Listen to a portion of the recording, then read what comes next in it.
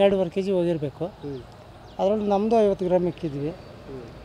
ನಾವು ತುಂಬ ಕಷ್ಟ, ಈ ಹಳ್ಳಿ ಕಡೆಯವರೆಲ್ಲ ಕಷ್ಟ ಬಿದ್ದು ಕೂಡಿಕೊಂಡು ಇಕ್ಕಿರೋ ದುಡ್ಡು ಒಡವೆ ಅದು. ಈ ಜನ ಏನು ಮಾಡ್ತಾರೆ ಅಂದರೆ ದುಡ್ಡು ಅವರೇನೋ ಕೊಟ್ಬಿಟ್ರು, ಮತ್ತು ಒಡವೆ ತೆಗಿಯೋಕ್ಕಾಗಲಿಲ್ಲ. ಅವ್ರ ದುಡ್ಡು ಅವರು ವಾಪಸ್ ಇಸ್ಕೊಂಡು ನಮ್ಮ ಒಡವೆನ ಸಿಕ್ಕಿದ್ರೆ ವಾಪಸ್ ಕೊಟ್ಟರೆ ತುಂಬ ಒಳ್ಳೆಯದು ಜನಗಳಿಗೆ.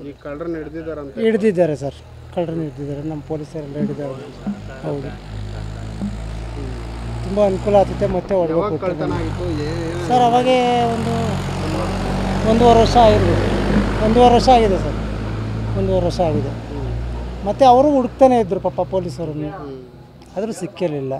ನಮ್ಮ ಸ್ಟೇಟವರೆಲ್ಲ ಅವರು, ಹಂಗಾಗಿ ಲೇಟ್ ಆಯಿತು ಹಿಡಿಯೋ ವರ್ಷಕ್ಕೆ. ಹಿಡ್ದವ್ರೆ, ಕರ್ಕೊಬಂದಿದ್ದಾರೆ, ಇಲ್ಲೇ ಇದೆ, ಇರಬಹುದು ಸ್ಟೇಷನಲ್ಲಿ. ಈಗ ರಿಕವರಿ ಮಾಡಿ ನಮ್ಮ ಒಡವೆ ನಮಗೆ ಕೊಟ್ಟರು. ಅವರು ಒಡವೆ ದುಡ್ಡು ಏನು ಕೊಟ್ಟವ್ರು, ಅವ್ರ ದುಡ್ಡು ವಾಪಸ್ ಬ್ಯಾಂಕ್ ಕೊಟ್ಟಿವಿ ನಾವು. ಎಷ್ಟು ಕಳ್ತನ ಆಗಿತ್ತು ಬ್ಯಾಂಕಲ್ಲಿ ಸರ್? ಬ್ಯಾಂಕಲ್ಲಿ 12.5 kg ಅಂತ ಹೇಳಿದರು. ಕ್ಯಾಶ್ ಬಂದು 14-14.5 ಲಕ್ಷನೋ ಏನೋ ಅಂತ ಹೇಳಿದರು. ಈಗ ಅದೇ ಮಾಹಿತಿ. ಕಳ್ತನ ಹೆಂಗೆ ಮಾಡಿದ್ರು ಸರ್? ಅವರು ಯಾವುದೋ ಲಾರಿಯಲ್ಲಿ ಬಂದಿರಂತೆ. ಲಾರಿಯಲ್ಲಿ ಬಂದು ಅವರು ಎಷ್ಟು ಜನ ಅಂತ ಫುಲ್ ಮಾಹಿತಿ ಇಲ್ಲ.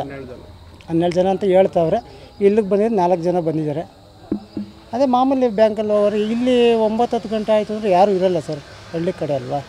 ಅವ್ರ ಪಾಡ್ಗೆ ಅವ್ರವರು ಹೊಲ್ದ ಹತ್ರ ಹೋಗಿರ್ತಾರೆ.